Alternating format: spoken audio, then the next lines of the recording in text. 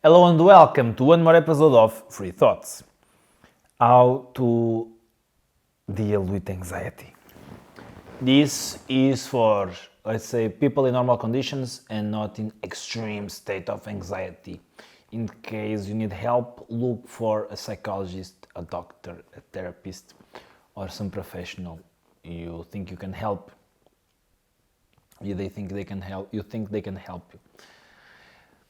So, anxiety, I will interpret here as fear of the future. What if this happens? What if the person fail?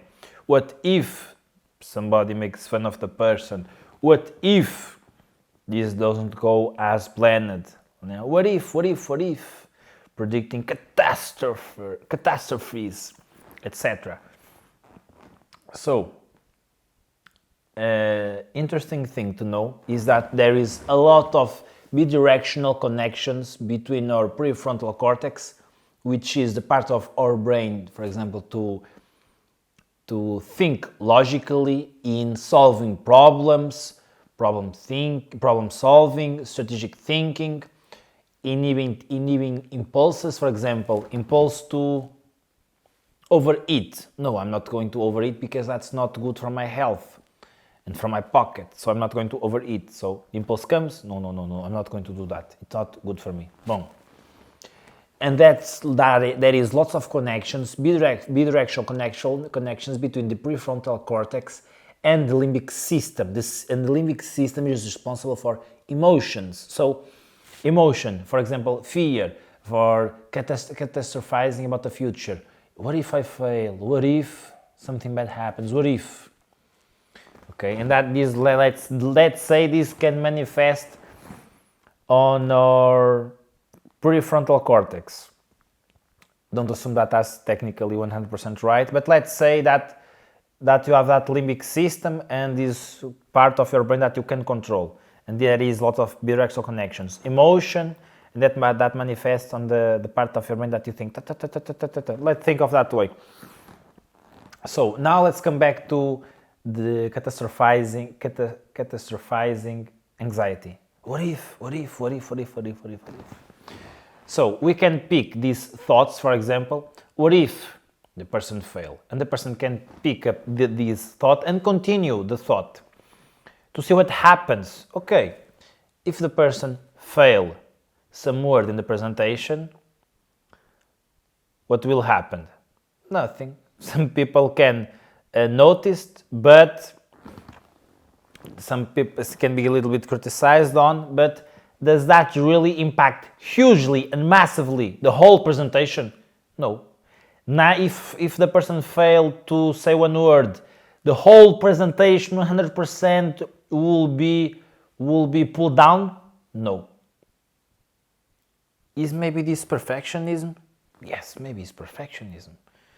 So, with our prefrontal cortex, we are thinking, okay, what if this happens? So we are thinking and putting, let's say, hypotheses into tests. Okay, what if I fail? If I fail, and then boom, okay, nothing can happen, nothing bad happened, boom. Okay, even though I can be in pain for 1 month because the boss can be a pain in the ass for the person, well, that will be during 1 month, and then in 10 years that won't affect my life. It will be temporarily. Yeah, and I accept I can fail, and I accept it is temporary. Okay. And for example, well, and if somebody asks me this specific question, what if they ask this question? It's really interesting. Okay, what if? Let's put on paper. Well, if some person asks me this question, I will answer what? And then you think, okay, maybe the person is not really prepared to answer that question, and the person noticed that, and that's why anxiety will come in the first place. So the person will prepare itself to answer that question. Okay, really this question is not enough for the person doesn't know enough about this question to answering it. So the person will grab more information. So now she will test if the person is now prepared to answer the question. Okay, what if now somebody asks this question? I will say, yeah, makes sense. Boom. Sometimes some little things can be fixed like this, just putting into paper and writing it. Okay, and if this happens, boom. And we win another perspective, because lots of times it's just perspective. Sometimes a small shift in perspective, sometimes a new layer of what we can do, and the response is enough, so our mental problem, it's fixed, right? Because we in a new perspective, it's not that huge of a deal if the person misses one word in this speech. It's not that big of the deal if the boss doesn't really like their presentation, because it will impact the life of the person. Yeah, during 10 years, probably not, 1 month. Okay, and even though that can be not the best presentation ever, the person did 99 presentations previously that were very decent, that were very good. And that must be the baseline. So we can compare to our success. Oh, I made these things previously that were really similar to this, man. Maybe I can also do this, right? And the person can also use the anxiety to prepare herself more to do the presentation. So instead of just being panicking, the person, it is training, right? So this is a way to help dealing with anxiety, that it is to, okay, let's grab the thought and test if it is real.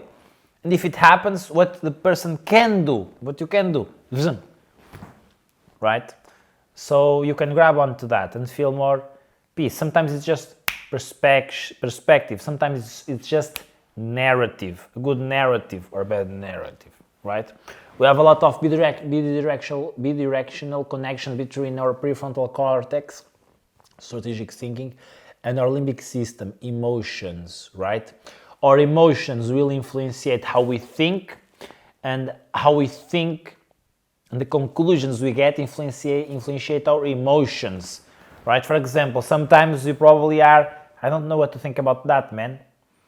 But then, okay, I don't know what to think. Let me think about it. And you think, okay, A plus A it equals B, B plus B equals C. Oh yeah, that's nice because it will help me, Now you're happy. Just because of something you said or some conclusion you got. And in real life, it's the same. It was just on your mind. But it is sufficient that you can make a shift in perspective, right? Because in reality, everything is the same. In the mind, it's just different. Because you thought something that you didn't thought previously, didn't know what to think about it. Now you thought, you got to some conclusion, and you were happy. Now you are happy, yay! And you got happy by what? By thinking about it. Problem solving, emotion, and emotion influences problem solving. A person that it is really sad, it won't be thinking properly comparing to a person that it is happy. Okay, emotions influence how you think. Grab on that to home. My friend, thank you and good luck.